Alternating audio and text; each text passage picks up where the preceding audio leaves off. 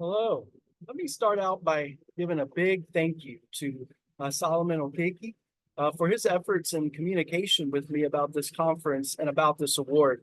It's an honor to be considered an outstanding leader right here in Nigeria and to be a recipient of the 2023 Impact Field Awards.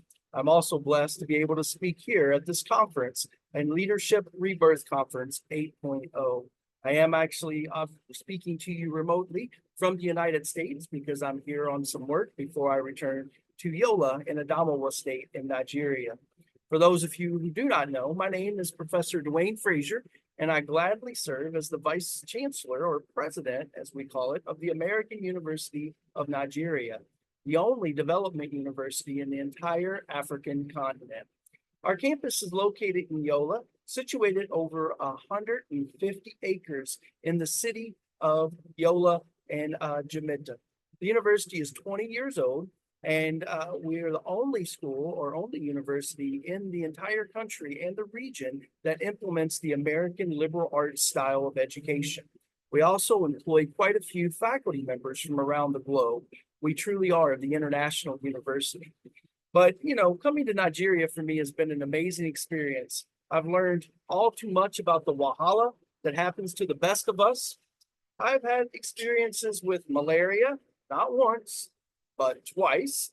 And you better believe that I've eaten my fair share of suya and kalishi, some of my favorites. And of course, jollof rice. Well, the best jollof rice in the world is right here in Nigeria. Sorry to the rest of our friends in Ghana and other West African countries. So I'm almost fully Nigerian now, and I even have many of my Super Eagles jerseys, and I love to cheer them on, and our Super Falcons. Let's go, Niger. For today's topic, I'm going to share with you a little bit about bold leadership and help give you a perspective on how to lead. Well, enough about me and enough about AUN. Let me start a little bit on this leadership talk. Leadership is something I can truly say that I did not understand very well until I was thrusted into the position of authority.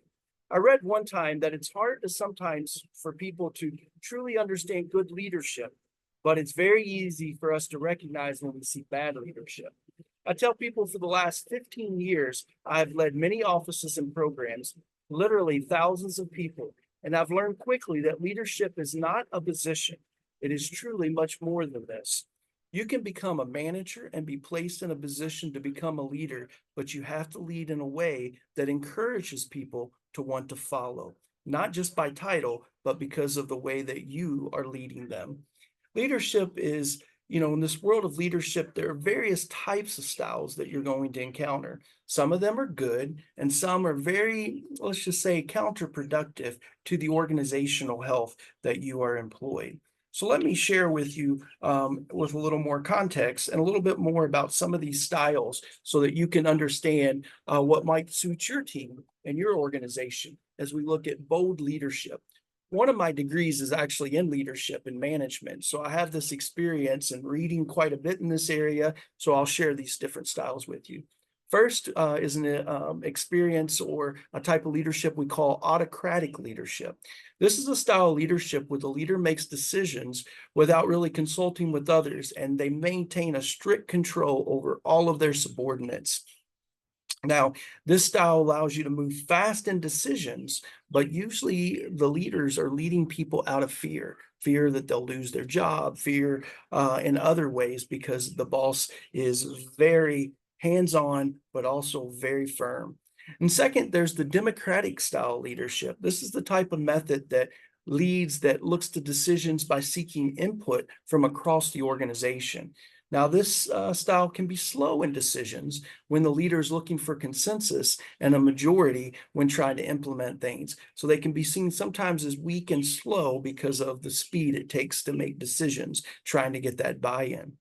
A third one that we hear about is called transformational leadership. This is one of the most important styles of leadership because it's the type that attempts to motivate a team members that only way they can achieve their full potential is when they work outside of their own self-interest. This type of leader leads by example. This person leads, empowers the team to do more together than themselves. And that's counter against many times us as humans. We want our own self-interest and our own self-preservation. So when you can get this type of leadership, it's significant.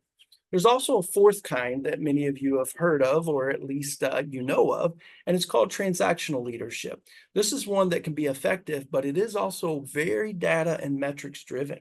For example, the leader sets clear goals, sets expectations, they're all measurable, and then the team members are rewarded or they're punished based on their performance. It's always looking at a ROI, a return on investment.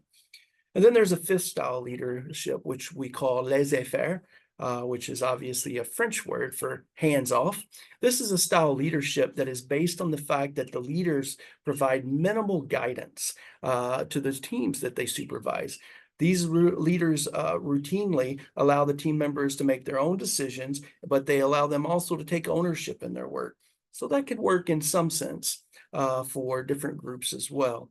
And then there's a sixth style of leadership that is written about, and it's called servant leadership. Now, this is a style that I have a particular affinity for, and I will share a little bit more about it in a moment. But under servant leadership, leaders prioritize their needs of team members, and they work towards the personal development and well-being of all the people in the organization. Then there's a seventh style of leadership that comes from my studies, and it's called charismatic leadership. This is an interesting one to study too, as it certainly has aspects that are good and some things that are bad. But under this style of leadership, you'll find a leader who has a real strong personality and inspires and attracts followers because of their vision, their persuasive skills, their communication skills. In history, we'll see people like Hitler actually was a charismatic leader, not one that we would appreciate his values and his systems, but the guy was able to rally people. Even though it was ethically wrong, he was able to get people to follow him because of the propaganda that he had. You see this in cults and other organizations. You'll see it in gangs, and you'll see different groups be able to do this even today. So let's go back to servant leadership for a moment. Now, servant leadership is a system that I've tried to implement myself during my time of leading organizations. Now, servant leadership is considered one of the absolute best ways to lead because it always prioritizes the needs and the well-beings of others. Instead of focusing solely on achieving goals or exerting authority, servant leaders actively seek to support and serve their team members. Now, this does not mean the leader doesn't have their own goals and metrics that they have. For example, at the American University of Nigeria, I have a full strategic plan. We evaluate it, we measure, we adjust it for moving the institution forward in the strategic plan for the next 5 years. Vision, that is essential for leadership. People should feel part of the vision, and then they will give forward more effort. So if you can bring the people along, or as we say in Nigeria, carry people along, you'll see the efforts increase in your organization as well. In servant leadership, the approach style fosters a sense of trust, collaboration, and empowerment with the team. Stephen Covey put trust as a bank account. You get more trust as you put more into it. And when you use your trust, you have to take a withdrawal and do that. So you want to be able to build up more in your bank account of trust than you've been able to give out. This style of leadership also encourages open communication, encourages empathy, and ethical decision-making. Very key, ethical decision-making. Now, ultimately, servant leadership inspires and motivates teams to work towards a common goal, leading to increased productivity, satisfaction, and ultimately organizational success. Now, if you'd like to implement this style of leadership, this true servant leadership, there's some characteristics and examples for you that you can use to help implement this. The first one is the keyword empathy.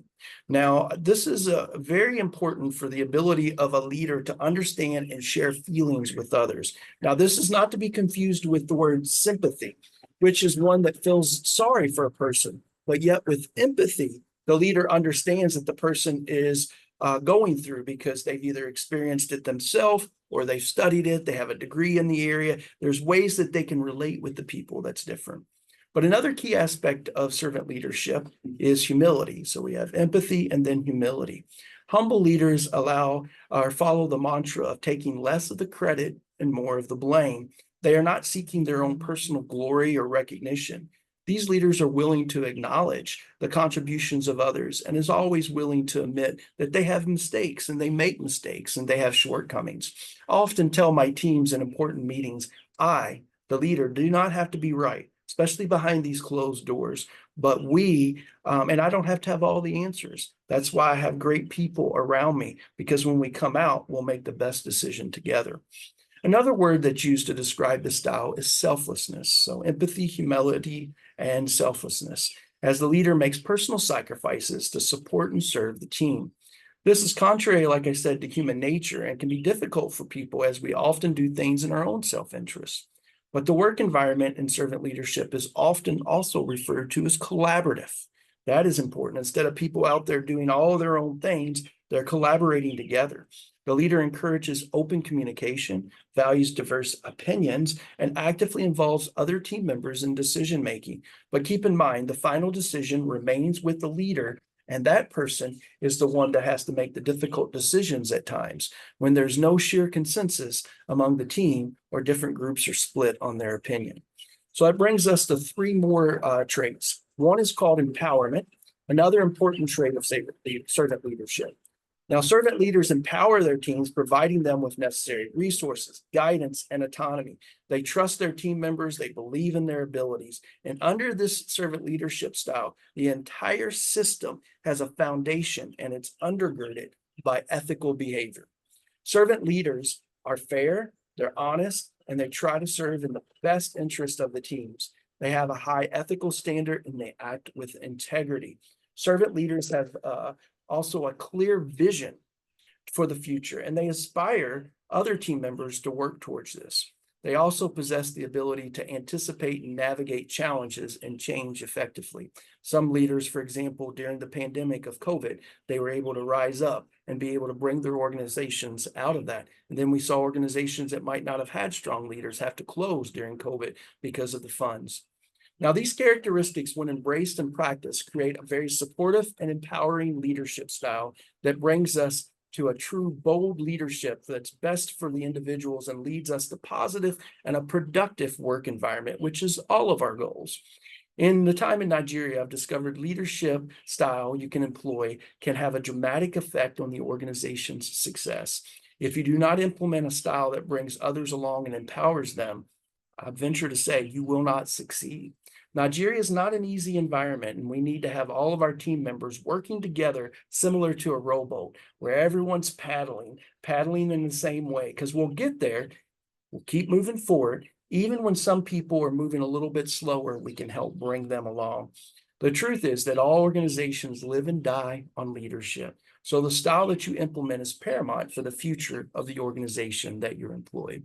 Hope you enjoyed this short talk. And once again, thank you for this award. And I'm very pleased to be able to speak to you today on bold leadership.